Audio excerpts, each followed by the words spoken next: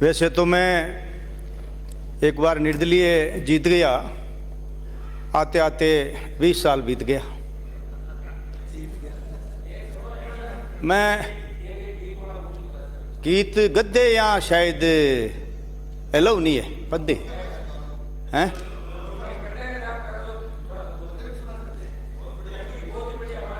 संख्या के आधार पे लोकतंत्र जिंदा है, संख्या के आधार पर लोकतंत्र जिंदा है। संख्या की कमी को देखकर रूपा शर्मिंदा है। भारत माँ के सच्चे लाल, लेकिन 5वें दिन सदन का ये है हाल। वैसे सारे 200 भारत माँ के है सदन लाल। मैं माननीय अध्यक्ष महोदय बिंदुवार नहीं बोलकर सार गर्भित बात बोलने की कोशिश करूंगा, क्योंकि जब बोलते बोलते थोड़ा वक्त देर से मिलता है तो जिस बिंदु पर हम तैयारी करते हैं हमारे कुछ माननीय सदस्य बोल देते हैं, और मुझे इस बात को लेकर मैं चिंतित रहता हूं कि बोली हुई बात को, कही हुई बात को दोबारा कहे तो शायद हम सदन का समय जाया करते हैं। मैं थोड़ी सी एक भूमिका बनाऊंगा। What is our life, what is the aim of our life. Don't worry, I am not graduate, but when I am going to speak nobody believe about my education. I am only double E. Once I asked a gentleman, sir, what is your qualification? Then he told me, I am double MA. And after some time, he told me, sir, what is your qualification? Then I replied, oh, don't worry, you are double MA and I am double E. He asked, what is the definition of double E? Sir, I didn't pass one time 11, so I tried second time. आप double MA, मैं double E में हूँ, there is no more difference. जीवन क्या है? अभी तो शुरू हुआ हूँ। जीवन क्या है? जीवन की मान्यताएं क्या है? जीवन जीने का आधार क्या है? राम और राज। एक मनुष्य का जीवन राम और राज के आधार पर चलता है। कभी राम कोई किसी का, वो मारवाड़ी बोलना मना है नहीं, यहां किसी का राम अगर रूठ जाता है तो राज से आशाएं रखी जाती है। मैं कोशिश करूंगा, मैं माननीय अध्यक्ष महोदय, मैं एक अनुशासित विधायक हूं। 5 दिन में पहले कभी नहीं बोला हूं। बीच में उठने वाले हमारा समय खराब कर देते हैं। या तो इनको पाबंद करो या हमको बीच में बोलने के लिए रजामंद करो। यहां भी जो अनुशासित है, सच्चे और अच्छे, उनका हक मारा जाता है। मैंने कभी जीवन में, पुलिस ने मेरा चालान नहीं किया। बेल्ट रखता हूं, हेलमेट रखता हूं। हम जिम्मेदार हैं। हमारी जिम्मेदारी इसी से लोगों को पता लगता है, चाहे शहर है, चाहे गांव हो, चाहे सड़कें हो, हमें जिम्मेदार रहना चाहिए। मैं माननीय अध्यक्ष महोदय जीवन के आधार पर राम और राज को मानता हूं। राम किसी का रूठ जाता है। माननीय अध्यक्ष महोदय, राम के किए गए कार्य को हम मनुष्य प्रभावित नहीं कर पाते हैं। राम के दिए गए परिणाम को भी हमें भुगतना पड़ता है। लेकिन लोकतंत्र में कितनी महान व्यवस्था है मनुष्य के लिए। अगर राज हमारे अनुकूल नहीं है, राज जनहित के अनुकूल नहीं है, तो हम हमारे मता द्वारा, हमारे बोर्ड द्वारा राज को बदल देते हैं। इसलिए लोकतंत्र महान है। जीवन की सार्थकता के बारे में मैंने लिखा है, शास्त्रों में दर्शाया गया है, धर्मों में दर्शाया गया है, जीवन सफल हो, सार्थक हो, स्वर्ग हो। मैंने अभी माननीय मुख्यमंत्री जी नहीं है, एक बार मैं 94 में यूनिवर्सिटी में कह रहा था, तो किसी बच्चे ने कहा नेता चोर होते हैं। तो मैंने कहा इस तरह के झूठे चोर होते हैं, मेरे गट की मैं जानूं या फिर मेरा रब जाने, हमको चोर कहने वाले खुद पागल, तू मेरे मन की कब जाने। मैं ये बात कह रहा हूं कि मैंने सोचा कि जीवन सार्थक कैसे करें। हम जाएं यहां से तो स्वर्ग में कैसे जाए। स्वर्ग हमारे शास्त्रों में, धर्मों में दर्शाया गया है। माननीय अध्यक्ष महोदय, मैंने बहुत चिंतन किया साधु संत ऋषि मुनि ज्ञानी ज्ञानी तपस्वी और योगी और धनवान भी एक अच्छे और सच्चे राजनीतिज्ञ के सामने बहुत छोटे कद के लगते हैं। एक सच्चा और अच्छा जनप्रतिनिधि भगवान से बड़ा होता है, देवताओं से बड़ा होता है। एक अच्छे और सच्चे मुख्यमंत्री की वजह से, मुख्यमंत्री जी की वजह से 7 करोड़ लोगों का भला होता है। 7 करोड़ लोगों के हित की योजना बनाई जाती है। मैं पैसे वाला हूं, किसी को 2 रुपए सैकड़े में दे दूंगा, किसी को ज्ञान दे दूंगा, किसी को भाषण दे दूंगा। वैसे तो हम माननीय विधायकों ने दिया ही दिया, लिया क्या है? आश्वासन दिया है, विश्वास दिया है, किसी ने कभी कभी झांसा दिया है, कभी ने किसी ने धोखा दिया। हमने तो दिया ही दिया, लिया क्या जनता से? तो मैं जो कह रहा हूं, अगर स्वर्ग में जाना है, जीवन को सफल बनाना है, मैं तो सच कह रहा हूं, मैं जो कहूंगा सच कहूंगा, क्यों मैंने प्रतिज्ञा ली है, मैंने शपथ ली है। आप राजनीति के माध्यम से इस दुनिया में अच्छे कर्म करके स्वर्ग में जा सकते हैं। राजनीति एक साधना है, लोकतंत्र के माध्यम से राजनीति साधना है, आराधना है, तपस्या है। स्वर्ग का मार्ग यही है। इसलिए मेरा मानना है कि हम जनप्रतिनिधि अपने आप को, आपके उठने से हम घबरा जाते हैं। हम विधानसभा की कार्रवाई देखने के बाद में, मैं आज 5वें दिन बोल रहा हूं, लाया तो बहुत था लेकिन थोड़ा मुंह खोल रहा हूं, क्योंकि ये भी है मैं अनुशासित हूं। आप ये कहोगे ना बैठ जा, उससे पहले बैठ जाऊंगा। अरे मैं तो कहूँ आप तो खांका करो जब तक बैठ जाऊं, मैं तो क्या समझ गया कोई इशारा नहीं आएगी है। तो अगर किसी को खांसी हो तो कृपया शांत रहे। मैंने यहां की कार्रवाई देखी है, एक दूसरे पर दोषारोपण। प्रजातंत्र या लोकतंत्र में बहुत बड़ी कमी है, वो ये है माननीय अध्यक्ष महोदय कि हमने पार्टियों ने तय कर लिया कि चाहे कांग्रेस हो चाहे बीजेपी हो, अगर कोई अच्छा कार्य करेगा तो भी हम उसके पक्ष में नहीं बोलेंगे। ये प्रजातंत्र में जनहित में नहीं है। क्या कभी आप लोगों ने या कांग्रेस ने अच्छे काम नहीं किए? क्या बीजेपी ने नहीं किए? कभी नहीं निकलता। इसका अर्थ यही है, एक दूसरे पर दोष देते हैं। जो आपने किया वही हमने किया, जो हमने किया वही आपने किया। जब भी मिला मौका खूब खाया खूब पिया, जो आपने किया वही हमने किया।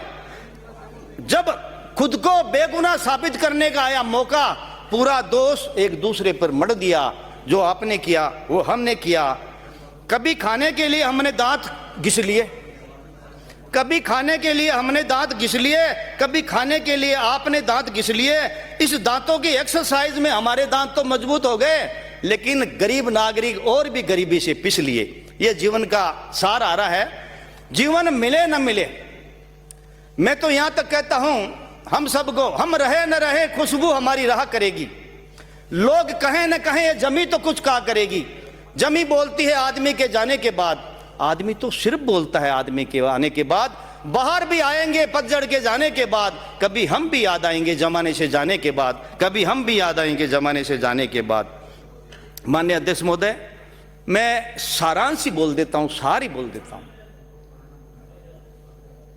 मैंने कुछ लिखा है, ए देश के नेताओं मत लूटो मेरे देश को, ए देश के नेताओं मत लूटो मेरे देश को, मत बदनाम करो खादी के भेष को। ए देश के नेताओं बेवजह किसी को शहीद मत होने दो, मेरी हंसती खेलती बहन बेटियों को मत रोने दो। मैंने देखा है शहीदों के कफन के सौदागरों को, मैंने देखा है जिंदी लाशों के मुर्दागरों को। अब तो प्रदूषण पे, अब तो दिन में भी धुएं से सटे पड़े हैं बड़े शहर। हर खाने पीने की चीज में मिल रहा है जहर। आदमी आदमी की जिंदगी का सौदा करने लगा है। जिस दवाई से बचना है उसी से तो मरने लगा है, जिस दवाई से बचना है उसी से तो मरने लगा है। बहुत बड़ा, मेरे चोम वाले आने वाले भाई ने बहुत बड़ा प्रश्न उठाया। माननीय अध्यक्ष महोदय, चाहे गरीब हो चाहे पैसे वाला हो, आप एक भी ऐसा खाद्य और पेय पदार्थ बता दीजिए जिसमें मिलावट नहीं हो। हम इसके जिम्मेदार है कौन? हम ही है। आने वाला वक्त जैसे कैंसर जे ट्रेनें भर भर के आ रही है, डॉक्टर कहता है फल फ्रूट खाओ, सलाद खाओ। अगर कोई नहीं मरने वाला है तो 5 दिन में मर जाएगा, पीड़िया हो जाएगा। हर चीज में जहर दिया हुआ है। इसका कारण क्या है? इसका कारण यह है कि हम लोग लालच में उलझे हुए हैं, हम दूसरे की जिंदगी की परवाह नहीं कर रहे हैं। मैंने यह भी लिखा है 2 लाइनें। माननीय अध्यक्ष महोदय, सरपंच एमएलए, विधायक और मंत्री, इनकी प्रजातंत्र में जरूरत क्या है? जब सरकार के पैसे, हमारी योजना के पैसे ठेकेदार और अफसर मिलकर लगा लेंगे। तो मैंने भी इसमें हमारी चर्चा की है कि हम उसको रोकथाम करें, पारदर्शिता दिखाएं या हिस्सा डालने में। मकसद जिंदगी क्या है जरा गौर फरमाइए, मिले फुर्सत के 2 पल तो खुद को खुद ही समझाइए। बनाया मालिक ने इंसान तो रह जाइए। हुकूमत करो लोगों अपने हक पर हराम की तो मत खाइए। बनाया मालिक ने इंसान तो रह जाइए। मुझे खुशी हुई माननीय हमारे मंत्री जी, स्वास्थ्य मंत्री जी ने कहा भ्रष्टाचार पर जीरो टॉलरेंस। वैसे तो इस पुस्तक में सारी समस्या का समाधान आ गया। सुप्रीम कोर्ट की कई बार दलील आई, हाई कोर्ट की आई कि हिंदुस्तान में सबसे बड़ी समस्या की जड़ है भ्रष्टाचार, और इसमें आपने जीरो टॉलरेंस भ्रष्टाचार के बारे में लिखा है। मैं माननीय अध्यक्ष महोदय समझने में मेरे आई नहीं आराम से, मैंने 2 बार पढ़ा, रात को 2 बार उठ के पढ़ा। मैंने कहा यार टॉलरेंस भ्रष्टाचार करने के लिए है या नहीं करने के लिए, ये मेरे समझ में नहीं है। आप एक भी ऐसा विभाग बता दीजिए जो सरकारी विभाग है, सरकारी उपक्रम चल रहा है और उसमें भ्रष्टाचार नहीं हो रहा है। ये मुझे दुख है कि देखते हुए अंधे हैं। हमें कौन जगाएगा? जो जाग रहे हैं वो अंधे हैं। मैं ये कह रहा हूं, मेरा बहुत बड़ा सुझाव है, हम लोग राजस्थान को 100 साल तक आगे विकास की ओर ले जा सकते हैं। सिर्फ 200 लोग। भ्रष्टाचार की जिम्मेदारी किसकी है? जब सीढ़ियों से झाड़ू लगाते हैं तो ऊपर से लगाते हैं। आज हम 200 विधायक प्रण कर लेवे कि हम न खाएंगे न खाने देंगे। इसके लिए माननीय सदस्यों में एक सुझाव भी देता हूं। जब आप कोई भ्रष्टाचार पर चर्चा हो या जांच हो, जैसे माननीय खींवसर जी एमएलए ने कहा कि उसकी जांच 3-4 बार हो गई। अरे तो भ्रष्ट की जांच भ्रष्ट कराओगे, नतीजा यही आएगा। नई टेक्नोलॉजी है, नई जमाना है। भ्रष्टाचार चाहे आरोप नेता पर लगे चाहे किसी अधिकारी पर लगे, उसकी टेक्नोलॉजी के हिसाब से लाइक डिटेक्ट कीजिए ना, नार्को टेस्ट कीजिए, और अगर इसकी जरूरत पड़े तो सबसे पहला मेरा कर लीजिए। ईमानदारी में तो कोई ज्यादा आने वाला नहीं है, कोई छोटी मोटी दूसरी घटना ही आ सकती है। तो मेरा यही सुझाव है। दूसरा, अब मैं संक्षिप्त में इतना ही बोलूंगा, ऐतिहासिक धरोहर स्मारकों को रख रखाव। माननीय अध्यक्ष महोदय, राजस्थान में अलग अलग क्षेत्रों में अलग अलग महापुरुष हुए हैं, लोक देवता हुए हैं, उनकी गाथाएं गाई हुई है, उनके गुणों पर भी हमने दर्शाए हैं जो हमारा विचार। इस पर मैं एक कहना चाहूंगा, जैसे ऐतिहासिक स्मारक है, किले हैं, इसके साथ साथ मेरा सुझाव है कि हमारी संस्कृति और सभ्यता इसकी जिंदा रखने के लिए हमको राजस्थान के जयपुर में बहुत बड़ा संग्रहालय बनाना चाहिए। हमारी वेशभूषा जैसे बगतरी, कुर्त्यो, शापो, धीरे धीरे धोती, पजामो, इन चीज का ये धीरे धीरे आने वाले बच्चे नहीं समझ। आज बगतरी में अटक बटन जड़ी है, वो नहीं समझ पाएंगे। ठीक इसी तरह हमारी खेती के काम आने वाले हड़बाणी, ठीक इसी तरह लोक देवताओं के गाए हुए, जैसे भक्त शिरोमणि मीरा जी,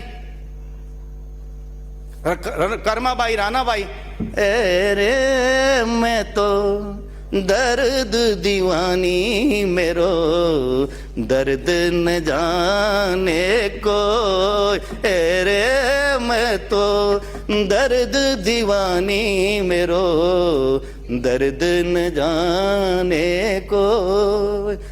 भक्त शिरोमणि मीरा को दुनिया में जानते हैं। ठीक कर्माबाई हुई, उसने अपने विश्वास से, आत्मा से ईश्वर को खिचड़ा खिलवाया। आज जगन्नाथपुरी में खिचड़ा का भोग लगाया जाता है। कर्मा हमारे मकरा ने की थी, कालवा की, वो गायों ने कर्मा बेटी जाट की बा ल्यावे घर भी व ल्यावे बर तू बाट की, तू जी नंद लाल खाले खिचड़ लो। ठीक इसी तरह और भी गोगा जी, पाबू जी देवता, ये हमारी पड़े रामदेव जी की देवता की। दूसरा, हमारी नागौर में एक देवता तेजा जी धूम मचाते हैं। आपको उस पर भी रिसर्च करना चाहिए, क्या गाया है, कैसे गाया है, कितनी ताकत से। अगर बुरा नहीं माने तो एक लाइन सुना दूं। अरे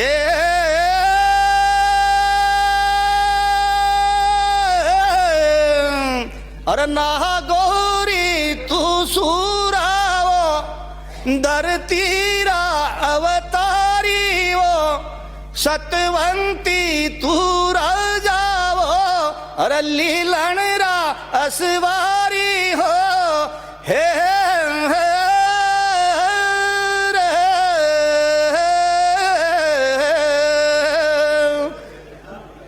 इसमें कोई समझता भी नहीं है। मैं भी एक लाइन जानता हूं, पूरी रात लोग गाते रहते हैं, लेकिन मैं ये आत्मा से दिल से कह रहा हूं, आपसे मेरा निवेदन है, सुझाव है, ये सारे लोक गीतों के क्षेत्र में हमारे राजस्थान में अलग अलग क्षेत्र में अलग अलग देवता हुए, महान पुरुष हुए, गोगा जी, रामदेव जी, इनके पड़ेगा, इनका एक बड़ा संग्रहालय हो। हमारे दैनिक जीवन में काम आने वाली वस्तुएं जैसे कुर्ची है, चिंपियो है, बाटकी है, धीरे धीरे खत्म हो जाएगी, चूल्हो है, ये कम से कम 1000 नाव, मैं इसमें पीएचडी करने की सोच रहा हूं, ये सच्चाई है। तो मैं इसी आशा के साथ मैं पुरजोर आपसे निवेदन कर रहा हूं, आपकी सारी स्थिति इसमें है। एक बात बताऊं माननीय अध्यक्ष महोदय, टॉलरेंस भ्रष्टाचार पर अगर विचार हो जाएगा तो फिर राजस्थान में समस्या ही खत्म हो जाएगी। लोग कहते हैं हमने इतना खर्च कर दिया, हमने इतना बजट दिया, ये नहीं कहते हमने खा कितना लिया है। एक माननीय हमारे अध्यक्ष जी कह रहे थे, सॉरी मंत्री जी पहले वाले कह रहे थे हमने स्कूल बनाए, सड़क बनाई, अस्पताल बनाए, तो मैंने कहा हो सकता है इस जनता को देखो, इसने कहीं ऐसे सड़क साहब को, एमएलए को और मंत्री बना दिया और वो करें हमने सड़क बनाई, पैसे आपके थे, लाए कितने हैं। जिस दिन, मैं तो ये कह रहा हूं ये जीवन दोबारा नहीं आएगा, इसी जीवन में जो कुछ करना है कर लो। हो सकता है मेरी बातें सुनकर कुछ मुझे पागल घोषित कर दे, क्योंकि जो जमाने में ज्यादा जो जिनकी आत्मीयता ईश्वर से रही है वो पागलों जैसी हरकत करते हैं। कुल मिला के मुझे भी जमाने में सब पागल नजर आते हैं, कोई लूट कर पागल, कोई लुटाकर, कोई पीट कर, कोई पिटाकर, कोई खाकर, कोई खिलाकर, कोई हंसकर, कोई हंसाकर, कोई रोकर, कोई रुलाकर, सब जमाने में पागल है। अगर आपने यहां लूट लिया तो आगे लूटने वाले हैं, यहां लुट गए तो फिर आगे आप वापस लूट लोगे।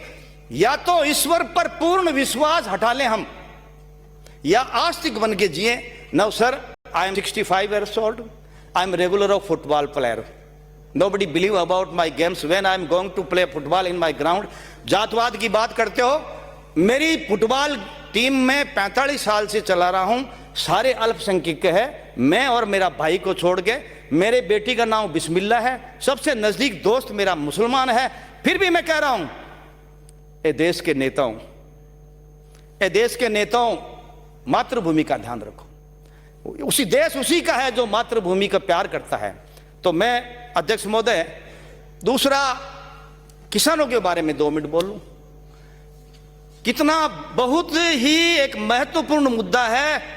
किसानों की समस्या का समाधान तभी हो सकता है जब 200-300 बीघा जमीन लेकर 5 आदमियों की मीटिंग या कमेटी गठित हो जाती है।